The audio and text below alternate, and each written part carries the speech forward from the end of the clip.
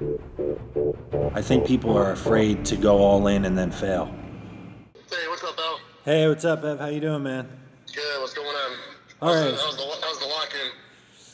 It's cool. I mean, it's a little, I started out on this. I started my prep like in mid-December, Yep. and they knew what the deal was, and from my perspective, this was the only chance to finish what I started and see it to the end. Right. So I Good didn't for you, really, man. I didn't really have time to be like rational or logical about it. They offered it to me, and I was like, yeah, without a doubt. Good for you. Good for you.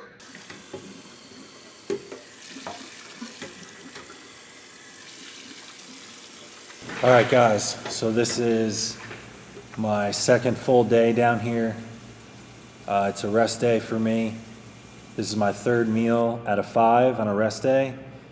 I do no carbs on rest days. So what I got here, 8-ounce chicken, 100 grams of green beans. I'll get my scale right. I got some extra virgin olive oil. Let me just double check.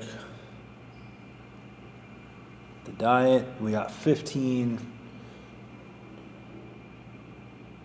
grams of olive oil. Yes, I weigh out the salt. It's one more variable, and the only way to track it is to be consistent. I need to treat every show that I ever do with respect. I need to treat the stage with respect, meaning you show up and you do your homework and you show up in shape. But also, I don't have show-stopping genetics or incredible muscle bellies and insertions. You'll never hear me complain about my genetics, but it is what it is.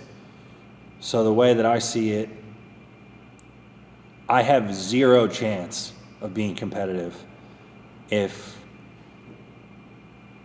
I don't nail all of this 100%. So people ask, how are you so desperate to go live in a gym, in an underground basement gym? But to me, even if it's a local show, I have to treat that like that's my Olympia and that I'm all in with my life. So I don't have time to be rational or logical. I don't have the genetic gifts to be logical or rational and just stand by and wait to see what happens with this situation. No, I've never been one of these people that excelled at the highest level of something without diving all the way in. And that feeling standing there, you're out there in front of a crowd, just in posing trunks. You're out there in your underwear.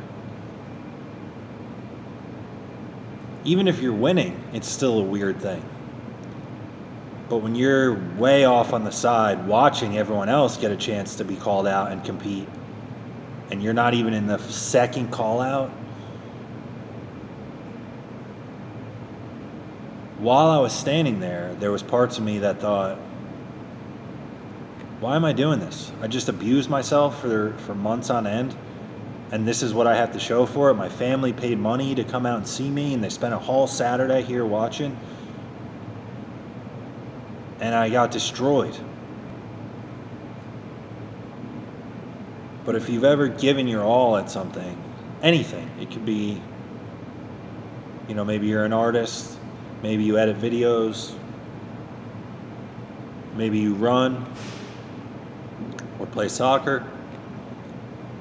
Some of you will know what that feeling is like when you give your all at something and you're optimistic going into it and you feel like, man, I really deserve this.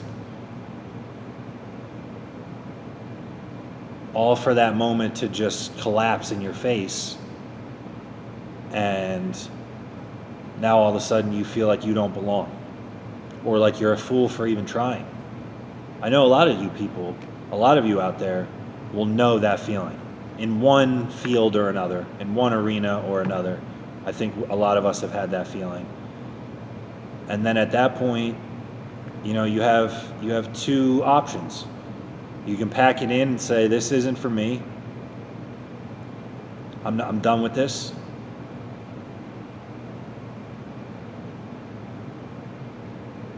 Or you can look back at the person in the mirror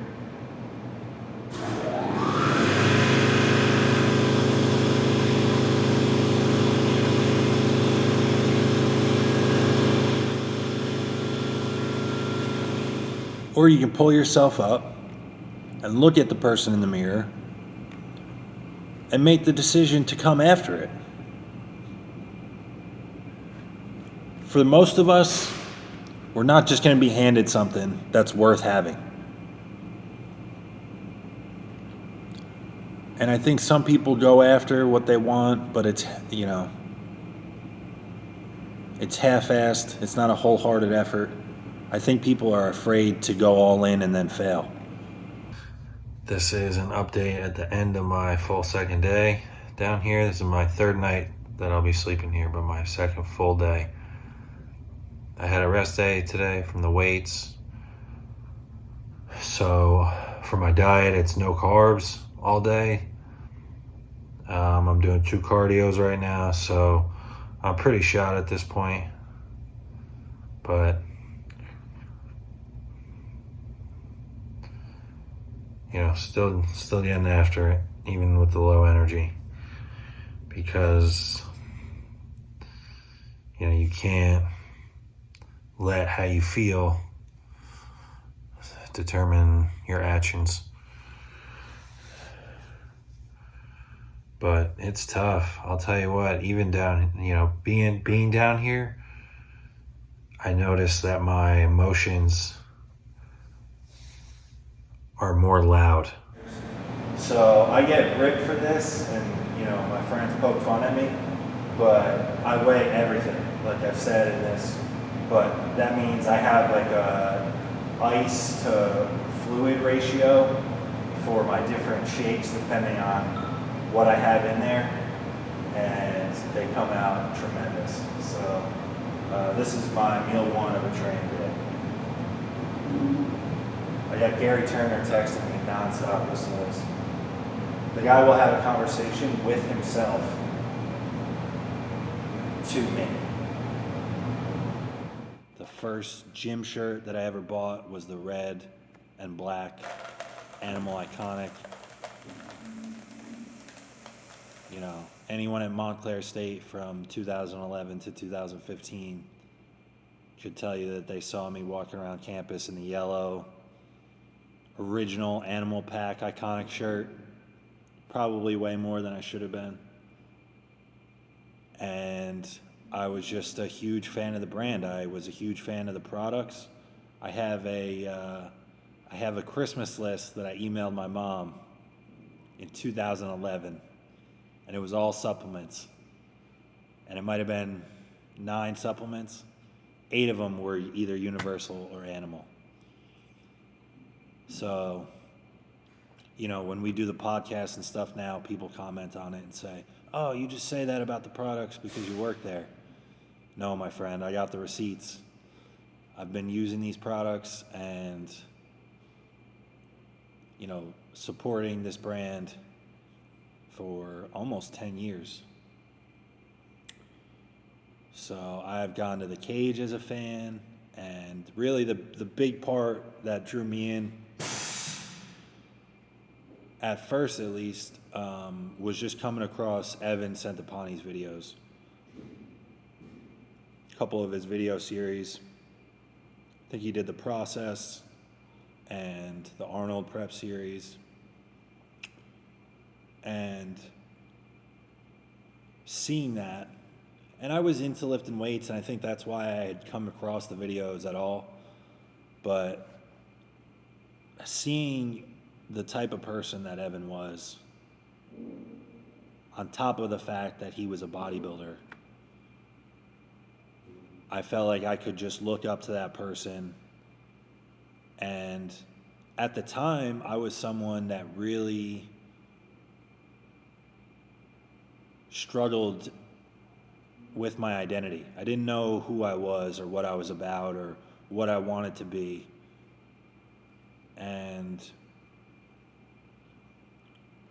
you know, I have a history that would lead you to believe that I would have never been a bodybuilder. There are people that know me, you know, that went to my high school or whatever, that haven't seen me in 10 years, and if they saw me, they would probably be like, what the f***? Because I was a maniac. I was a partier, I used drugs, I would drink, smoke, whatever I could get my hands on all the time. And lifting weights is really what made me want to turn all that around. Felt like I just had no direction.